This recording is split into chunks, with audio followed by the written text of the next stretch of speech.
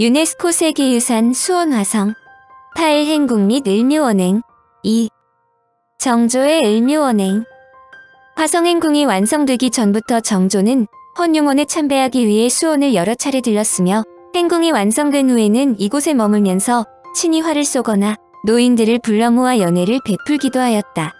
그러한 행사 중에 여러 가지 깊은 뜻을 갖고 벌인 행사가 해빈궁 홍씨의 화갑을 맞이한 1795년이다. 온 백성의 이목이 집중되는 회갑행차는 화성민을 비롯한 조선 백성들을 선모하고 대대적인 군사훈련을 실시하여 자신의 군대 장악력을 과시할 수 있는 좋은 기회였다. 더구나 아버지 사도 세자를 죽음으로 몰아넣고 자신의 왕권마저 넘보는 구세력인 노론벽파를 제압하겠다는 정치적 의도를 보이는데도 안성맞춤이었다. 작게는 비명에 간 사도세자의 무덤인 혈릉원을 참배하여 어머니의 한을 풀어주는 효성의 표현이지만 크게 보면 20년 통치 기간 동안 자신이 쌓아놓은 위협을 과시하고 백성들의 충성을 결집시켜 정치개혁에 박차를 가하려는 거대한 정치적인 시위라 볼 수 있다. 배다리 건설. 을묘원행은 원행 한 달 전인 1795년 2월 10일 화성부에서 무과초시를 시행하는 것으로부터 시작되었다. 지방양시를 치르는 것은 사람들의 관심을 집중시키기 위한 것이다. 13일부터 노량진에 배다리를 설치하는 공사를 시작하여 24일에 끝났는데 다리를 설치하는 작업만 열흘이 걸렸다. 서울에서 어머니 해경궁 홍씨를 모시고 화성까지 행차하려면 1700여 명의 수행원들과 함께 한강을 반드시 건너야 하는 문제가 생긴다. 원래 왕의 행차가 한강을 건널 때는 배를 타고 걷는 것이 관례이지만 그때마다 수백 척의 민간 배를 징발하는 데서 오는 민폐가 매우 컸다. 정조는 이 문제를 해결하기 위해 한강에 배다리, 즉 주교를 건설했다. 배다리에 관한 최초의 기록은 중국 주나라 문왕 때이므로 3000여 년 전으로 거슬러 올라간다. 우리나라에는 고려시대부터 다양한 배다리 건설 내용들이 전해지는데 고려 마렵 이성계가 압록강을 건너 요성을 공격할 때도 부교가 사용됐다. 지금도 전국 곳곳에 배다리라는 지명이 전해지는 것은 과거 선조들이 세운 교량 가운데 배다리가 중요한 역할을 했음을 알 수 있다. 배다리는 매우 치밀하고 과학적이면서도 다리의 안정성과 미적 감각까지 꾀하였다. 큰 배를 강심에 배치하고 이를 축으로 작은 배들을 남북으로 배치함으로써 완만한 아치형을 이루게 한 것은 오늘날 사장교의 원리와 비슷하다. 특히 동원된 민간 선박에는 못을 박지 않도록 하는 등 세심한 연결 방법을 구사하였다. 또한 바닷물이 드나드는 한강 일대의 지리 조건을 정확하게 습득하고 조수간만 해도 안정성을 확보할 수 있는 선창을 조교 형식으로 해결한 것은 현대인들이 보아도 놀라운 일이다. 배다리는 조선 왕조에서는 태종실록, 세종실록 등에도 나타난다. 연산군 때의 배다리 건설은 코미디나 마찬가지다. 연산군은 사냥을 좋아했는데 주로 다닌 사냥터가 지금의 강남구 양재동 아래 청계산이다. 연산군 6년 10월 1일의 기록을 보면 영의정 한치영이 청계산에서 사냥하실 때에는 아직 그곳에 벼농사를 대부분 수확하지 못했을 겁니다. 따라서 사람과 말이 밟아 손상시킬까 염려됩니다. 하면서 사냥 중지를 요청했다. 그러나 연산군은 봄, 여름, 가을, 겨울 사냥 시기가 있으니 지금은 가을 사냥철이다라고 억지를 부렸다. 문제는 연산군의 사냥을 위해 동원되는 사람이 군사 3만 명 포함 5만 명이나 되는 대형 인원이므로 이들이 한강에서 배를 타고 가는 것이 불가능하므로 배다리를 건설했다. 이때 동원된 배가 무려 800척, 왕의 사냥을 위해 엄청난 배가 동원되었는데 문제는 연산군이 수시로 사냥을 다녔으므로 800척의 배는 오로지 왕의 사냥용으로만 건설된 것이나 마찬가지였다. 연산군 11년 10월 25일자를 보면 연산군이 좌의정 박승질로 하여금 사냥을 갔다 오라고 했는데 이때도 사람 5만 명이 동원되었음은 물론이다. 그런데 박승질이 돌아와 연산군에게 자신이 사냥한 것을 바치니 연산군이 다음과 같이 말했다. 정승이 5만 명을 데려가 고적공 한 마리를 잡았는가? 정조의 을묘원행에 사용된 배다리는 정약용이 주 책임자였다. 정조는 정약용에게 한강을 건널 수 있도록 배다리를 설치할 것을 지시하면서 1789년 배다리를 건설하고 관리할 관청주교사를 설립하였다. 한강의 노량지역에 설치했는데 당시에는 한강을 열수라 불렀기 때문에 배다리의 이름을 열수주교라 불렀다. 정약용이 배다리를 건설한 내용은 주교지남에 기록되어 있으며 8폭 병풍 중에도 주교도라는 이름으로 정조가 배다리를 건너는 행차의 장면이 상세하게 그려져 있다. 이 당시 정조는 을묘원행을 비롯하여 1년에 거의 한두 번씩 사도세자의 육릉을 참배하였으므로 이때마다 배다리가 건설되었다. 정조가 자신의 이동으로 인한 민폐를 끼치지 않도록 많은 배려를 했지만 배다리 건설이 간단한 것이 아니므로 정조에 대한 민원 중 하나가 배다리였음은 물론이다. 2월 21일 해경궁의 회가변과 노인을 위한 양로연의 예행연습이 있었고 25일에는 왕이 궁을 떠나는 행차 연습이 실시되었으며 궁궐의 후원에서 해경궁이 가마를 타고 먼 길을 가는 예행연습도 거행되었다. 만반의 준비를 끝낸 정조는 드디어 어머니인 해경궁 홍씨를 모시고 원행 행차 길에 올랐다. 정조는 이 행차에 대비 정순 왕후와 왕비효의 왕후는 서울에 남겨놓고 해경궁과 해경궁의 두 딸인 청현군주, 청선군주와 동행했다. 이는 을묘년 원행의 왕실 가족 가운데 사도세자의 직계혈연만이 참여했다는 것을 뜻한다. 원행 을묘 정리유괴.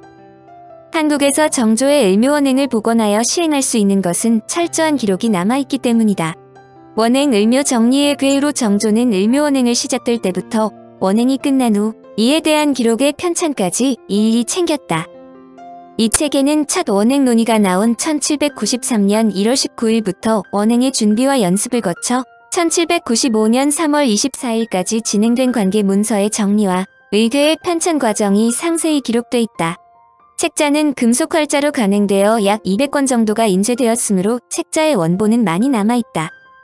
책은 전체 본편 6권에 부편 4권으로 되어 있고 본편 머리권에는 행사 날짜와 주관한 관리의 이름, 그리고 55매에 걸친 그림이 실려있다. 을묘년 행사는 크게 나누어 봉수당에서 거행된 화갑을 맞는 해경궁 홍씨를 위한 진찬회와 낙남원에서 벌어진 양로연회, 득증정에서의 활쏘기, 신풍로에서 벌어진 쌀을 나누어 주는 의식을 들 수 있다. 이 행사는 당대의 큰 화제거리였는데 이날 행차에 참여했던 18세기 문인 이희평은 화성일기에 해빈궁 홍씨와 왕이 정좌한 모습을 다음과 같이 적었다. 외산문 신풍로 알패 모인이 차례로 들어갈새 산문 안에 둘러섰더니 주상전하 교우서자비로 걸어오셨다. 여러 기생이 누른사 관대에 황관을 쓰고 각각 의장을 들고 또 한 쌍은 잔에 알저로 앞에서 추창하여 인도하는데 구별배절하여 오르시게 했다. 부곡하여 지영 후에 뒤로 따라 차례로 내산문 안 보게다리로 올라 추창하여 들어가니 사면이 꽃밭이다. 죄를 정하여 부복그자한 후 눈을 들어보니 장락당 앞들에 보게판을 한 길 남짓이 무으고 그 위에 차이를 치고 사면으로 설포장을 둘렀는데 강문을 열어 검은 발을 들이웠으니 자궁이 전조하시고 마루에 성상이 전조하여 겨우시었다. 원행 을묘 정리의궤에는 낙남원에서의 양로연을 다음과 같이 적었다. 전규하시기를 양로연을 명일 낙남원에서 하게 되니 온 백성의 쌀을 나누어주는 삼위 행사하는 것은 신풍로에서 하며 붓는 백성에게 삼위하는 것도 신풍로에서 한다. 이날 양로연에는 70세와 61세 된 노인들이 참석했다. 당시 행사를 그린 그림에는 건물 안 중앙에 왕의 옥좌가 있고 그 좌우로 각 두 줄로 5인씩 사람들이 앉아있으며 가운데에 두 사람이 서서 악기를 연주하고 있다. 건물 밖 기단 위에도 사람들이 서 있는데 중앙부에 두 줄로 11명이 서 있고 양 끝에 우산이나 다른 기구를 둔 사람 셋이 각각 서 있다. 기단 아래 마당에 5명씩 7줄을 이루면서 사람들이 앉아있고 그 좌우로 각 사멸로 군사들로 보이는 사람들이 서 있다. 제일 뒤쪽에도 큰 북을 앞에 놓고 53명의 사람이 서 있다. 을묘원행으로 백성들에게 민폐를 끼치는 것을 정조는 제일 크게 경계했다. 특히 신하들이 행차를 빙자하여 백성들에게 물품을 강요하지 못하도록 암행어사를 파견하기도 했고 여러 차례 전교를 내렸다. 그 요지는 다음과 같다. 1. 먼 지방의 진귀한 음식을 구해 바치지 말고 음식도 사치하고 화려하게 차리지 말 것. 2. 각 참에 개인적으로 물품을 진상하는 일이 없도록 할 것. 3. 기생과 정제를 각 도에서 뽑아 올리지 말고 궁중에서 일하는 의녀나 침선비 등에서 선발할 것. 4. 왕에게 올리는 진차는 10여 그릇을 넘지 않도록 할 것. 5. 연회 음악은 간편하게 하고 악기도 서울과 화성에 있는 것을 사용할 것. 6. 철이 가까우므로 회갑잔치와 장병들을 위해 10마리 이상의 소를 잡지 말고 진연의 쇠고기를 쓰지 말 것. 7. 수행원들이 하인들을 함부로 데리고 다니지 말 것. 만약 이 법도를 어기는 자가 발견되면 처벌한다는 조항까지 덧붙였다. 정조가 화성에 머무는 동안 해경궁웅 씨의 회갑 잔치만을 열었다면 아마도 그는 조선 여러 왕들 중에서 정조라는 이름을 얻지 못했을지도 모른다고 학자들은 추측한다. 사실 회갑잔치는 화성에서 치른 6가지 행사 중의 하나에 지나지 않았으며 오히려 화성과 그 인근 주민의 선비와 무사, 노인, 결손 가정, 가난한 사람들을 위한 행사가 더 많았다. 당초의 행차 비용으로 10만 양을 배당했지만 호곡, 모미, 이자 등의 수입으로 충당하고 국가의 공식적인 경비는 가능한 한 사용하지 않았다. 당초의 예산 10만 양 중에서도 2만 양은 정리곡이라는 기금을 만들어 농민들의 농사 자금으로 대여하고 1만 양은 제주도 빈민을 위해 사용했으며 1만 양은 화성에 둔전을 건설하는 데 사용했다. 한마디로 행차 비용의 40%나 공익을 위해서 사용했다. 을묘년의 원행은 8폭의 그림으로도 널리 전해지고 있는데 이 병풍 그림이 능행도이다. 그런데 이 그림 중에는 어가가 지나는 길 주변에 수많은 사람들이 늘어서서 행렬을 구경하는 모습도 있다. 사람들이 뒷짐을 지고 서서 구경하거나 연로 주변에 앉아서 행렬을 바라보는 것은 물론 행상과 장난치는 아이들의 모습 등 자유로운 모습을 하고 있다. 능행도를 통해 당시 왕의 행차가 백성들을 통제하고 접근을 막는 닫혀진 행사가 아니라 백성들에게는 하나의 구경거리를 제공하는 등 왕이 백성들에게 친근하게 다가설 수 있는 열린 자리였음을 알 수 있다. 정조 때 만들어진 화성행궁은 정조 이외에도 순조, 헌종, 고종 등 역대 왕들이 화성행궁을 찾아 이곳에 머물렀다. 고종실록에 의하면 고종 5년 3월 13일에 왕은 걸릉과 현융원 및 화영전에 취재하기 위해 화성행궁에 묵었다고 적었다. 또한 고종 때까지도 화성행궁의 건물을 보수했다는 기사도 보인다. 이처럼 왕들이 머물던 화성행궁이지만 구한말 개화의 물결과 함께 사라지는 비운을 맛본다. 행궁 자리에 1910년 전에 수원 최초의 서양식 의료기관인 자의원이 들어서서 일제강점기에 도립병원이 되고 일제의 경찰서가 나머지 건물을 밀어버렸다. 그러나 이때까지도 행궁의 옛 건물들은 상당수 그대로 남아있었다는 것이 일제강점기에 촬영한 사진에서 보인다. 행궁의 정문이었던 신풍루와 그 좌측 행랑, 신풍루 뒤로 태극 문양이 그려진 산문이 보인다. 화성행궁의 건물들은 현재 모두 사라졌지만 행궁 서북 모퉁이에 있던 낙남원과 노래당은 철거의 손길이 미치지 않았다. 낙남원의 원래 건물 이름은 득중정이었는데 뒤에 행궁을 만들면서 아예 옛 건물인 득중정을 뒤편으로 옮기고 그 자리에 새로 다시 지은 것이다. 한때 낙남원은 초등학교 건물로 사용되었으며 1979년의 옛 모습에 가깝게 복원되어 오늘에 전한다. 한편 1989년에 화성행궁 복원추진회가 구성되었고 1996년 7월에 화성행궁 복원이 시작되어 1998년 3월에 1차 복원 준공식을 가진 후 계속 복원하여 현재에 이르고 있다. 사도세자를 죽인 뒤주. 행궁 내에 특별한 유물이 전시되어 있다. 사도세자를 죽인 뒤주의 모형이다. 그런데 학자들이 가장 의아하게 생각하는 것은 사도세자 비극에서 가장 잘 알려진 뒤주가 영조실록에는 나오지 않는다는 점이다. 영조실록 38년 윤 5월 13일의 기록에는 세자를 패하여 서인으로 삼고 안에다 어미 가두다라는 말만 나온다.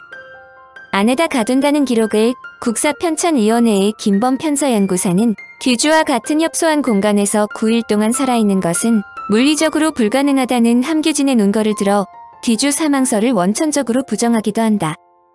특히 윤 5월이라 뒤주 안흥지는 듯했고 세자는 목이 매도록 구해줄 것을 간절히 애원하였으나 영조는 물 한 모금 밥 한 숟갈 주는 것도 허락하지 않았다.